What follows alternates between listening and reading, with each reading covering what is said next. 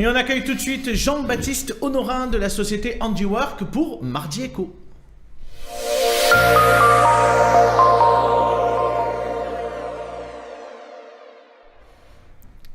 Bonsoir Jean-Baptiste. Bonsoir. Merci beaucoup d'être sur le plateau de Bonsoir le Gard. Alors ce soir on va parler du handicap dans l'entreprise, mais je voudrais qu'on démarre déjà par votre entreprise, la société donc Handiwork. Est-ce que vous pouvez nous en dire un mot de qu'est-ce que vous faites exactement comme activité? Alors Handiwork a été créé il y a 4 ans à Bagnols-sur-Cèze. Aujourd'hui on intervient dans toute l'Occitanie, dans tout le PACA. On travaille essentiellement pour des entreprises de grande distribution et de logistique qui souhaitent recruter des travailleurs handicapés. Et en fait, nous, notre spécificité, c'est qu'on accompagne et on forme en situation de travail des publics en situation de handicap, ce qui nous différencie un petit peu de tous les autres acteurs sur la thématique du handicap, puisque nous, on intervient finalement assez peu sur l'accompagnement social, médical, familial. Oui, parce que ça, il y a des organismes qui le font très bien aujourd'hui. Exactement, qui le font d'ailleurs très bien et beaucoup mieux que nous. Non, nous, on apporte un accompagnement métier. En fait, on est vraiment, on peut dire qu'on est des maîtres d'apprentissage externalisés. On vient vraiment dans les entreprises en support de ces publics-là pour leur permettre de faire voir qu'ils sont pas plus mauvais que les autres. Alors, comment ça se passe le recrutement ?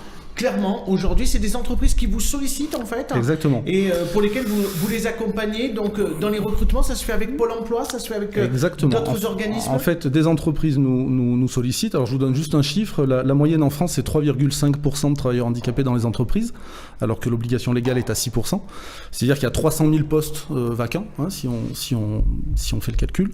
Nous, aujourd'hui, en fait, on travaille avec des entreprises qui nous sollicitent. On source des candidats avec les services publics de l'emploi, donc Pôle emploi, Mission locale, Cap emploi, toutes les associations qui œuvrent sur la thématique du handicap.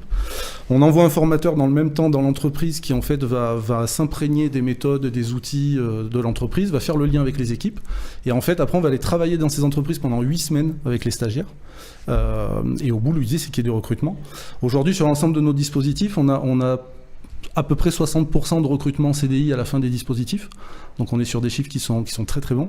Par contre, je le répète, voilà, on s'appuie sur plein de gens autour de nous et nous, on ne s'occupe que, entre guillemets, de la partie métier.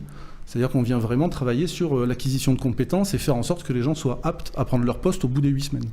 Vous êtes donc directeur, je le disais, de la société Handiwork. Vous êtes aussi vice-président chez Leader Occitanie sur la locale du Gard rhodanien. C'est bien ça? Comment Leader Occitanie aujourd'hui s'inscrit aussi dans cette démarche dans les entreprises pour accompagner des salariés porteurs de handicap? Alors aujourd'hui, les actions auprès des chefs d'entreprise, je crois que c'est ça. Aujourd'hui, Leader Occitanie intervient surtout sur des actions de sensibilisation. Il y a eu un observatoire qui a été mené il y a 2 ans de ça. Il y a, si je peux vous citer 2 actions, je vous en prie. On a fait par exemple une matinale de sensibilisation des chefs d'entreprise sur le handicap. On a animé ça, donc c'était Handiwork qui a animé ça avec Randstad, qui est un partenaire important de Leader. C'était diffusé comme ici, voilà, sur les réseaux pour que toutes les entreprises puissent profiter de ça. Ça doit se retrouver d'ailleurs. Et puis je vous cite un deuxième exemple, c'est l'ami Lilian Pitot, qui est secrétaire de Leader Occitanie, qui mène une action qui s'appelle Étendard, qui en fait permet l'installation d'œuvres d'art dans les entreprises ou dans des galeries, œuvres d'art qui ont été faites par des publics en situation de handicap. Donc ça permet au passage de sensibiliser les équipes dans les entreprises. Voilà, je vous ai cité là 2 actions, il y en a plein d'autres, mais c'est vrai qu'aujourd'hui on peut retrouver facilement les coordonnées de votre entreprise, effectivement, pour toutes les entreprises qui souhaitent bien évidemment mettre en place un recrutement. C'est ça. Et là, vous avez toutes les solutions pour les accompagner. Moi, je voudrais un mot peut-être de Monsieur le Dazen, Philippe Maheu, sur la question aussi des élèves porteurs de handicap. Comment l'éducation nationale s'inscrit aussi dans cette démarche dans le Gard? Eh bien, écoutez, on a ce qu'on appelle, nous, l'école inclusive, hein, qui permet donc d'accueillir, soit en milieu ordinaire, donc dans une classe accompagnée par un personnel adulte, ou alors par une compensation avec du matériel. Voilà, on a, on va dire, la totalité du parcours aujourd'hui qui commence à être couvert par ces dispositions qui s'inscrivent exactement, mais je suis admiratif de votre action là. Merci. Et on est effectivement aujourd'hui au moment où il faudrait qu'on ouvre des unités locales d'inclusion scolaire dans les lycées et les lycées professionnels.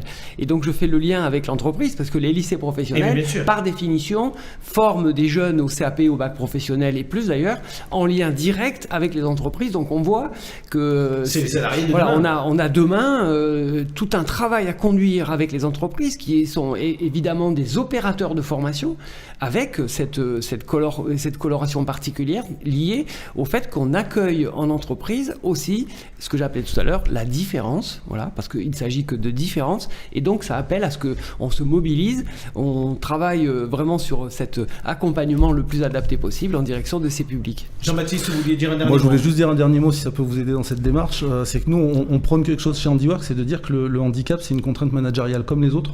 L'idée, c'est de dire aux chefs d'entreprise, voilà, demain, quand vous travaillez avec des publics seniors, avec des jeunes diplômés, avec des fois des papas ou des mamans qui sont parents célibataires, avec des gens qui ont des accidents de vie, voilà, une rupture, de l'alcoolisme, enfin voilà, on peut tout imaginer.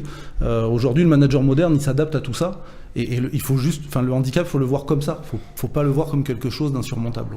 Voilà. Merci beaucoup Jean-Baptiste d'avoir été avec nous ce soir. On se dit probablement dans les semaines qui viennent à nouveau sur le plateau de Bonsoir le Gars.